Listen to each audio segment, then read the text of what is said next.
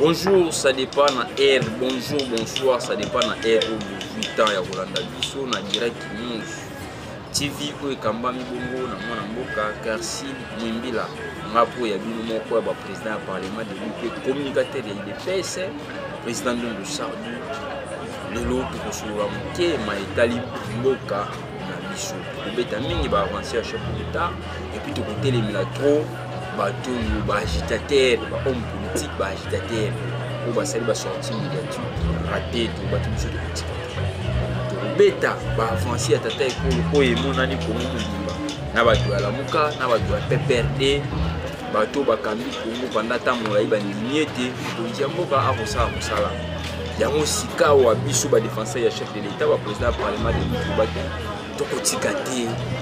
to asalir kombo ya mokonzi ya mboka sika wana ekozwa décision ya kotelemela ba politicien nyonso oyo mokonzi ya mboka azosala effort Kongo oyo ezalaki mal géré, Kongo oyo bato tu bayebaki ezalaki crédible te, Kongo oyo bato bandaki kotia yango na sensité pendant que diplomatie ya monene au chef de l'État azosala po Kongo ezwa sens po mboka na biso bato tu bakomprendre ete eza pays fréquentable ndenge tomonaki roi philippien azalaki awa akomunikaki mpona kolakisa ete Kongo eza mboka fréquentable po roi philippien atikaki meme mokonzi ya mboka tata ekolo Félix Antoine Tshisekedi Tshilombo akendaki ye moko ntina Zando grand marché place oyo akendaki kosala baachat na ye ya bapandi donc alakisaki ete Kongo mboka na biso eza mboka moko fréquentable tokotalisa bapoliticien oyo baza mal intentionné lokola ndeko Jean-Marc Kabundi lokola ndeko Franck Diongo ebele baza mal intentionné pendant que mokonzi ya mboka azosala diplomatie moko oyo kopermettre ete mboka na biso ekende liboso to mettre en garde bato tu bazosala basortie médiatique mpona kocritiquer gestion ya mokonzi ya mboka. Tokolakisa bino de quoi gestion ya Félix Antoine Tshisekedi Tshilombo eza dans les bons parce que bato tu bakomprendre ete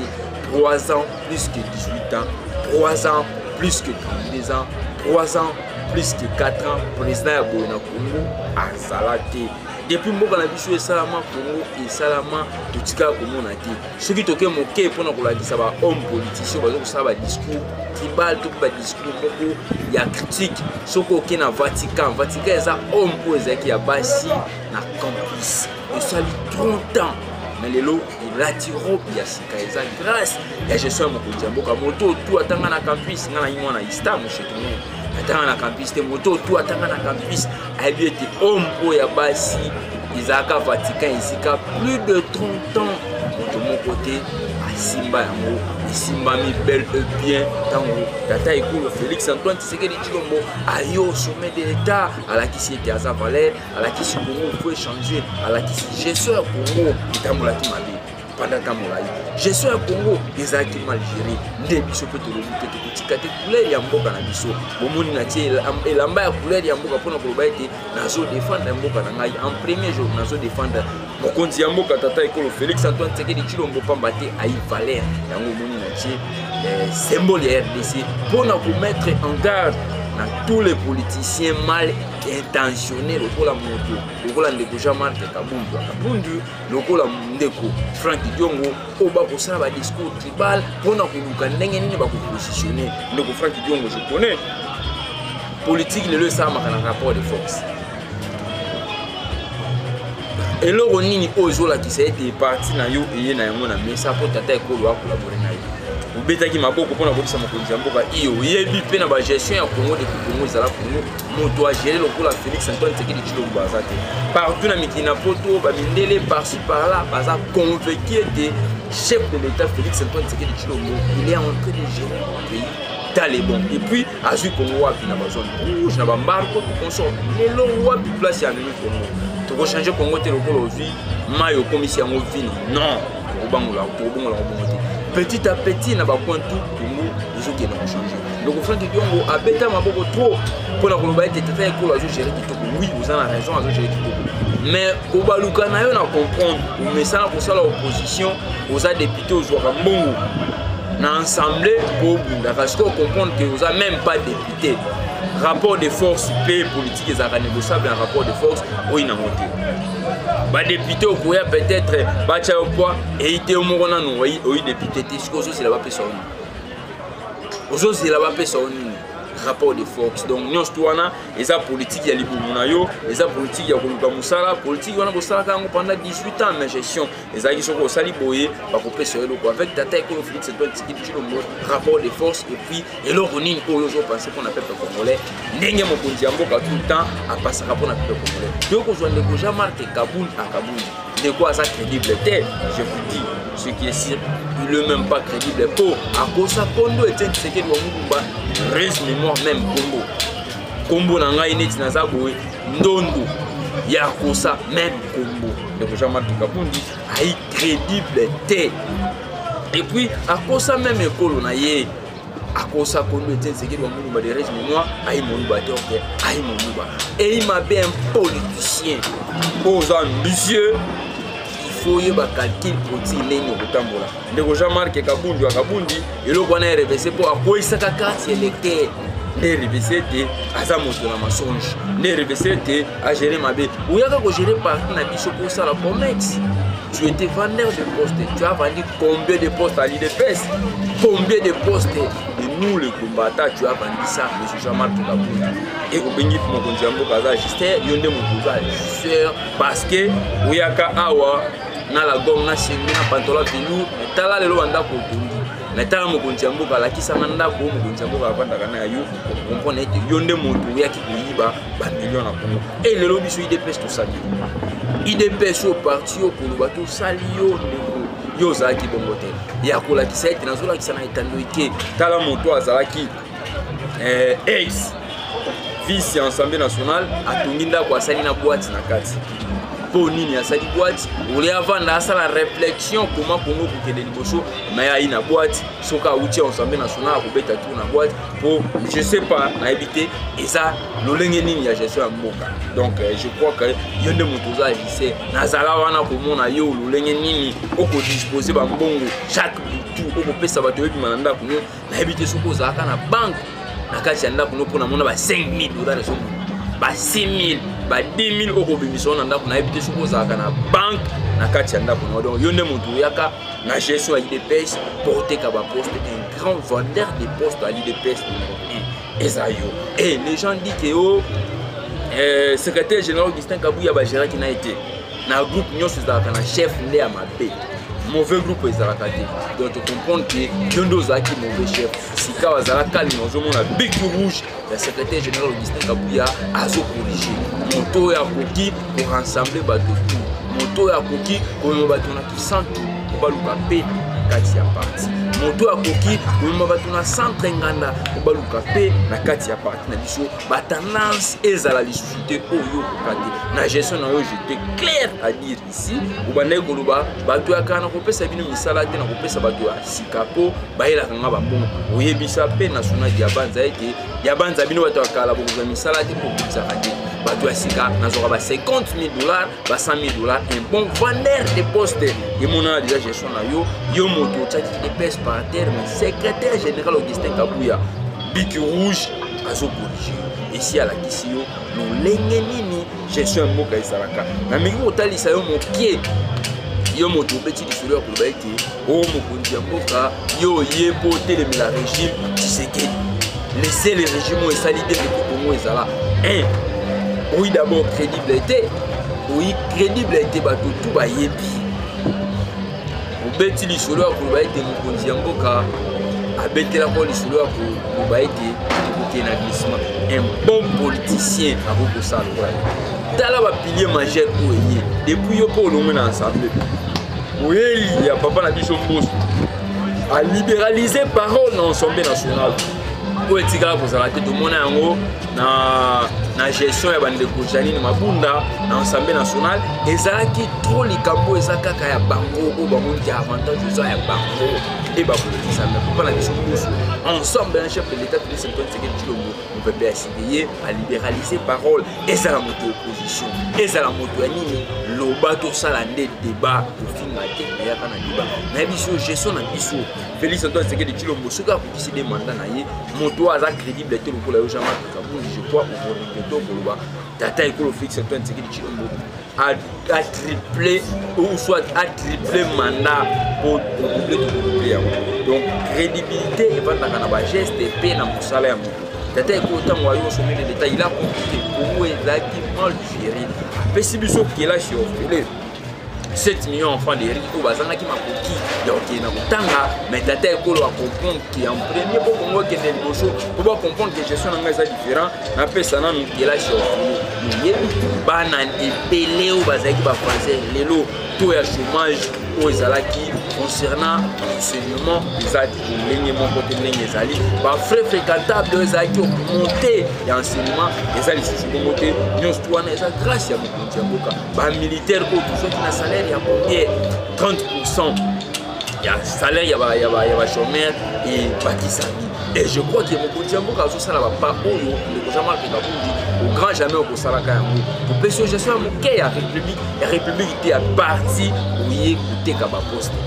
mais ya république okoka te tala tata ekolo na ntango oyo azwi 3 ans plus que Tondeza 3 ans plus que 18 ans gestion ya mokonzi ya mboka aucun président agera lokola ye yango na biso ete guerre oyo esali plus de 21 ans na mboka na biso ndeko Kabila sénateur en vie ye azali 18 ans atikala kotalisa biso te lolenge tata ekolo atalisa biso ndeko Mobutu ye pa azalaki militaire atika kotalisa biso te mais tata ekolo Félix Antoine Tshisekedi Tshilombo civil oyo azali mais alakisi biso ete pendant 21 ans oyo babetela biso réalité ya guerre te kovivre yango na mokonzi ya mboka Félix Antoine Tshisekedi Tshilombo aye adhesion na Afrique de l'Est bato alamuka nalandaka ndeko wana babengaka soki soki impeigne na metizaka kompo na ye te alobi tata ekolo aki koteka pays or osetropaki adhesion na Afrique de l'Est ezalaki zungu oyo ya mabe elambamaka po bamekaka kosala bamasakre na Congo ezalaki kuna place oyo mokonzi ya mboka politique ke azalaki nde amekaki oya wana po adécouvrir baréalité il y a beaucoup de réalités mokonzi ya mboka adécouvrir à partir des gens d'Afrique de l'Est des pesi biso bifo to pe makasi ya koyeba ete guerre wana esamaka na point tel esamaka na point tel na ebisi bino je fais partie de ce tokobosana lisolo ya kobeta masolo ya guerre pamba te aza moto oyo Moïse ayekolongola biso na bowumbu ya Congo po ezalaki tata ekolo ntango ayo au sommet de l'État ma réalisation ya banzela oyo je crois aucun gouverneur asala yango eza ba gouverneur te eza mauvais chef ndenge tobetaki lisolo awa soki bozalaki na mauvais chef mosala ekosalama te mais biso lokwa toza na Félix Antoine Tshisekedi Tshilombo ensemble na ndeko Chantilly Mobila Mbaka je crois ya pas mati etangelanga gouverneur moko tope président moko oyo dans 3 ans ba réalisation ya ba route oyo na komona na ebisio tika biso moko la matete ba place au monaki ke esala plus de 15 ans 20 ans 21 ans 30 ans basimbaka te mais grâce ya gestion ya mokonzi ya mboka misala ebandi 200 nne na matete ntango atikaka pa mokolo moko la matete lobi misala na biso toza na chef oyo Félix Antoine Tshisekedi Tshilombo continuer azalaka boye gestion ya pays ezalaka boye je crois natalisi bino et puis bolanda ba discours tribal te o ndeko oyo Frank Diongo akoluka mosala mokonzi ya mboka apesa ye mosala o ndeko Jean-Marc akabunda ye moko kutu aza nanu crédible te mpo ntango azalaki gestion ya parti atekaki kaka baposte esika wa tata ekolo nde akopesa biso solution Félix Antoine Tshisekedi Tshilombo bolandaki mpe conseil des ministres via 1 milliard oyo bapesaka bandeko na biso ya MONUSCO oyo totiaka bango na frontière pour la gestion et je crois qu'il y a un conseil des ministres déjà babalayaki pour na koloba ete donc bozongi na bango eza progressivement malembe 1 milliard wana soki totia yango na bamapinga na biso FARDC congolais lokola ngai que je suis ici et na yebi ete na komuye mayon pays na ngai ke na biso na kotika n'importe qui te akota na frontière pamba donc progressivement malembe ntango bandeko wana bakokende ekopermettre tozwa basoda bakongolais lokola biso bakongolais ya solo totie bango na bafrontière mpo bamouye moyen mpona kopesa encore récite na mboka na biso. Donc je crois mokonzi ya mboka aza na baréalisation ebele. Baréalisation ya mokonzi ya mboka ezolakisa bato bagere pendant 32 ans mais gestion volonté politique ezalaki te. Bato mpe bagere pendant 18 ans mais gestion volonté politique ezalaki te. Tata ekolo Félix Antoine Tshisekedi Tshilombo moko ya Tongolo ye nde alakisi ete aza na volonté politique, un peu de temps, beaucoup de réalisations, un peu de temps, beaucoup de groupes. Et puis ntango bokobeta lisolo ya groupe terroriste, non, M23 c'est pas groupe rebelle, je vous dis, je suis ici. Nayebi bino na tie quiconque à défi M23 eza mouvement terroriste. Obengaka yango ata groupe rébellion te eza mouvement terroriste. Bato bazolinga tobenga yango groupe rébellion eza badongolo biso balinga te. Eza mouvement terroriste.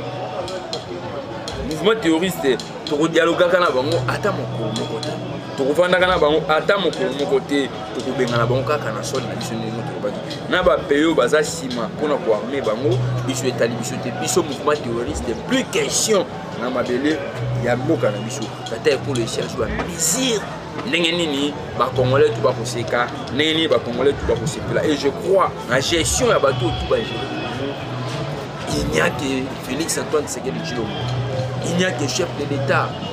il n'y a que le seul et l'unique priorité de notre pays. Il s'appelle Félix Antoine Tshisekedi Tshilombo. Oyo azosala effort mboka na biso na niveau national et puis international ezwa vraiment sens po akutaki Congo ndenge abetaki lisolo alobi mboka oyo esi ekufaki eloko ya koyiba eza te biso kobongisa eza baréalisation natangeli bino. Et mpona kobakisa nalakisa bino ete mokonzi ya mboka azalaki na raison alobi mboka oyo esi ekufaki. Une fois nazalaki na régie des eaux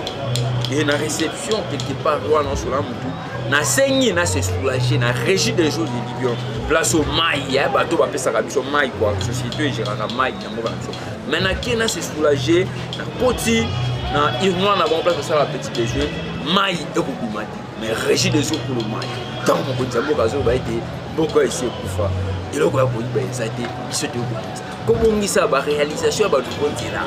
route oyo eke bypass route oyo eke banouveau route oyo tokosala kobongisa mboka yango kobongisa mboka kopesa bakongolais kelasi orphelin kosauve bana oyo banda ekotama te kobongisa mboka homme oyo esali plus de 30 ans na campus batikala kolota yango te tata ekolo aye aye kobongisa yango kobongisa mboka eza kofacilite baétudiant kolongola bango syllabus kokotisa connexion ya wifi kobongisa mboka yango wana kobongisa mboka eza maternité gratuite. Oh Seigneur nayebisi bino Félix Antoine Tshisekedi Tshilombo abetaki lisolo alobi tokokende na gratuité ti na santé. Nayebisaki bino déjà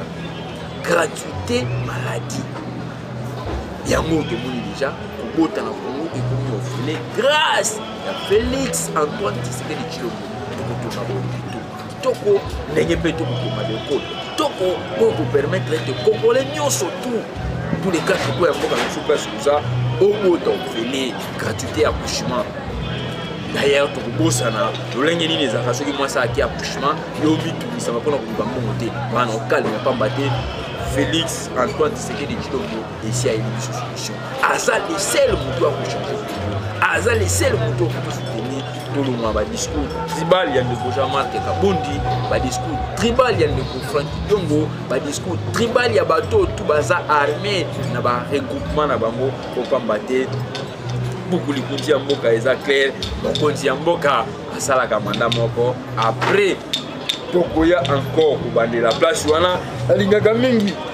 excuse boy lilisanga alingaka mingi de Colambert Mbende ye muto atangaka yango. Le président de la République reste en fonction, le président de la République reste en fonction muto atangaka yango malamu de Colambert Mbende jour wana ye muto akotanga yango na akotanga yango te. Mais toyebisi bino concernant élection na mboka biso IDPS organisaka élection te c'est ninde aza prêt mpona maponi mokolo akoyebisa biso tokokende na maponi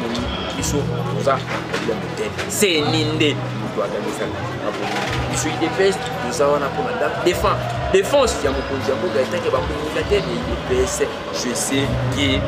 mboka na biso changer peuple congolais na bosanaka te mpona kochite président de Sarkozy plus 289 plus 243 89 67 46 727 le Sarkozy tous les peuples congolais. Soyons derrière Jean-Claude Félix Antoine Tshisekedi. Le changement pour Congo s'appelle Félix Antoine Tshisekedi Chilombo.